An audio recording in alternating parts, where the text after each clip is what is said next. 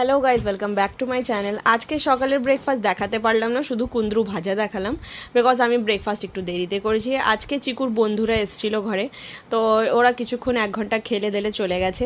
তারপর দুপুরে আজকে বানিয়েছিলাম খিচুড়ি, আর খিচুড়ি বানানোর কারণ হচ্ছে এই যে এনার একটু আজকে জ্বর এসছে, আর বললো কি খিচুড়ি খাবে।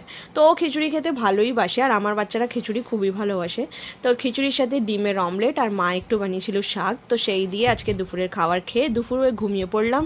তারপরে বিকেলে উঠে অনেকগুলো জামা কাপড় ভাঁজ করেছি প্রায় 2 দিনের, ওগুলোকে রেখে উপরে ছাদে চলে এসেছি। অনেক বেশি গরম হচ্ছিল রুমটা, তো তাই জন্য উপরে ছাদে জল দিয়ে দিলাম।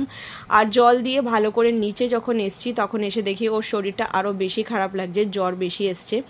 তারপরে ওর কাছে একটুখানি বসে আমি ওর মাথায় জলপট্টি দিয়ে দিলাম, বিকজ জ্বর যখন বেশি হয়ে যায় তো ওর জলপট্টি দিলেই কমে, নালে কমে না। তো আজকের পুজো চিকু দিচ্ছে, বিকজ আমি পুজো দিতে পারবো না সন্ধ্যাবেলা। তো এখন এখানে চিকু পুজো দিচ্ছে। আর সন্ধ্যার পুজো টুজো করার পর আমার শরীরটা প্রচণ্ড বেশি খারাপ লাগছিল। আমি বুঝতে পারছিলাম না কেন লাগছিল, হয়তো গরমের জন্যই আমার মাথা ঘুরছিল, চোখ জ্বালা করছিল। তো আমি 8টার সময় কোনো দিন স্নান করি না, আজকে আমি মাথা ধুয়ে স্নান করে এসেছি, দেখতেই পাচ্ছ। আর আমার মুখ চোখ দেখেই বোঝা যাচ্ছে যে একটা অস্থির মতন লাগছে, আমার খুব মাথায়ও ব্যথা করছে।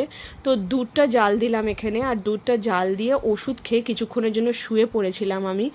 আর ছোট ননদ আর নন্দাই এসেছিলো, ওরা শিরডি গেছিলো, তো প্রসাদ দিয়ে গেছে। আর তারপরে রাতে 9টার সময় উঠে একটুখানি আলু ভাজা বানালাম, আর সাথে এই ভাত বসিয়েছি, আর খিচুড়িটা তো আছেই, আর একটু ডাল ছিল, আর কিছু বানাইনি। আর শাক আছে, মাঝে শাকটা দিয়েছিল, আর সকালের কুন্দ্রু ভাজাও 1 বাটি আছে। তো আজকের ব্লগটা এখানেই এন্ড করব।